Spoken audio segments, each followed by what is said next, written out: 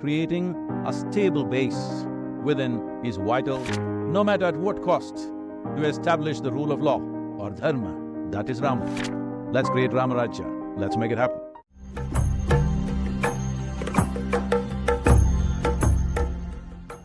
It is very heartening for me to see that the head of state of this great crucible of civilization doing anusthana upon Rama, who in many ways is held as the epitome of a just, stable and a prosperous rule.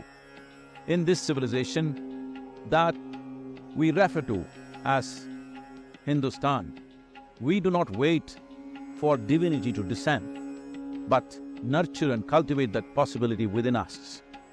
In this effort, creating a stable base within is vital, and that is called anusthanam in Sanskritam. This is an effort to build a foundation of the divine possibility within ourselves, or turning this body into a living temple with purificatory processes and life-enhancing methods, making the body fit enough to house the divine, to take on great challenges of the world.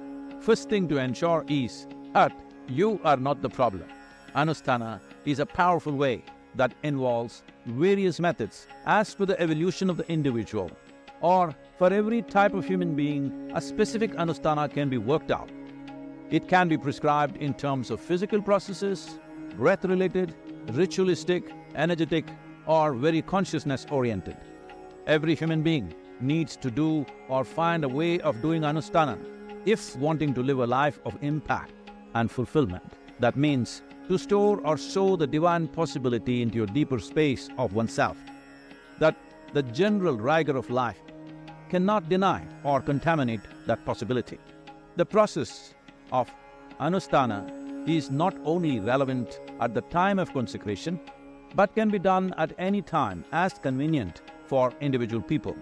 Not just one leader, but all leaders and citizens of Bharat should do anusthana to create Rama Rajya, or a nation that is based on principles and rules, a law-abiding nation, which we refer to as dharma. What does Rama Rajya mean? Is it about going back to bow and arrow times? No. It is about the values, the fundamental ethic that one should hold when other people come under your influence. Leaders who keep their personal well-being aside for people's welfare. This is Rama. Willing to sacrifice personal goals for the larger good. That is Rama. To address all negativity with equanimity and grace. That is Rama. No matter at what cost, to establish the rule of law or dharma. That is Rama. A constant striving to improve oneself, to be able to serve better every moment of your life. That is Rama. And if leaders aspire to become this, if they do anusthana on these qualities, there shall be Rama Rajya. When I say leaders, don't just think about political and military leaders or that sort. If you have just one more life upon which you can influence, if your influence is on one life or 10 lives or 1,000,000 lives or 1,000,000,000 lives, if you have the ability to influence and be a power upon another life, you must follow these 5 principles and you must create Rama Rajya wherever you are. That's what it means. It is not just leader means somebody who is up there, either elected or a king or a military leader or a business leader. Yes, it's relevant to all of them, but it's important that we understand leadership means we have the opportunity to make a difference in another life, whether it's 1 or 1 billion. That's not the point. Let's create Rama Rajya. Let's make it happen. Namaskaram everyone. Now we all know that Prime Minister Narendra Modi on January 12th announced that he was observing a 11-day anusthan, which is a spiritual endeavour where he would be offering prayers at various temples across India closely associated with Lord Rama, ahead of participating in the pran and pratishtha, that is consecration ceremony at the Grand Temple in Ayodhya on January 22. So as a part of this 11-day ritual, Pradhan Mantri has slept on the floor, woke up early and prayed to God, did jaap and meditation, exercise calm, stay silent for some part of a day, and eat little and only satvic food, and read religious scriptures, maintain cleanliness, and do his own works. Now, majority of us might be thinking that this is a political show-off. But do you know that what is this? And does doing prana pratishtha have any significance or meaning? So let's go a little more deeper into Patanjali Yoga Sutra. Now we all know that there are 8 limbs of yoga. That is yama, niyama, asana, pranayam, pratyahar, dharana, dhyana and samadhi. And this particular pratishthan that Narendra Modi is doing is the basis of yama and niyama, that are the 2 moral backgrounds of yoga. Yama is the first limb of Patanjali Ashtanga Yoga, that means taking a vow, while niyama is the second limb, which means the rule of conduct. Now following the yamas means sticking to ideals and principles. It is also development of positive traits that will transform the human being or the human nature into the divine nature and annihilate cravings and negative qualities. Yama and niyama are interdependent. Niyama strengthens and safeguards yama.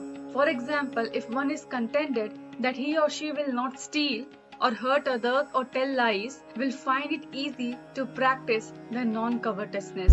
Now one should know that further yama and niyama both are of 5 kinds independently. 5 yamas are ahimsa, that is non-violence, satya, that is truthfulness, asatya, that is non-stealing, brahmacharya or continence, which is the 4th yama and is the divine attribute. Now the spiritual aspirant is now becoming superhuman through this practice of brahmacharya. And the 5th yama is aparigraha, that is non-covetousness. The yogic student is now free from cravings, unnecessary wants, the desire to possess and enjoy, and his heart has expanded many folds. Now similarly, the niyama consists of 5 limbs, namely swaksha, means internal and external purification, santosha, that is contentment, tapas or austerity, swadhyaya, that is self-study, and ishvara paridhana, that is surrender to divinity. The niyamas, all in all, are the fixed rules of self-discipline for spiritual aspirants on their journey of spiritual development. Now, as a part of 11-day anusthan by PM Modi, we have seen that it includes all the limbs of both yama and niyama. Now, you may have also noticed that the yama and the niyama are all in a way interrelated, so they don't allow you to skip any of them if you are sincere in your desire to master them. Also, the yamas and niyamas are not meant only for yogis and sannyasis, but for every one of us to practice. Now moving on, this practice of yama and niyama definitely inspires us to remember that yoga is a way of life and not just something we do for 90 minutes 3 times a week on a rectangular yoga mat. In fact, they are interwoven in every fabric of our life. Every moment becomes sadhana or the spiritual practice. They add the necessary juice to our practice.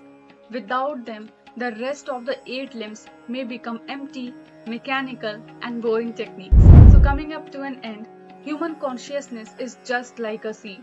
A seed has the possibility of a tree, of the leaves, of the branch, of the fruits, of flower, of multiplication.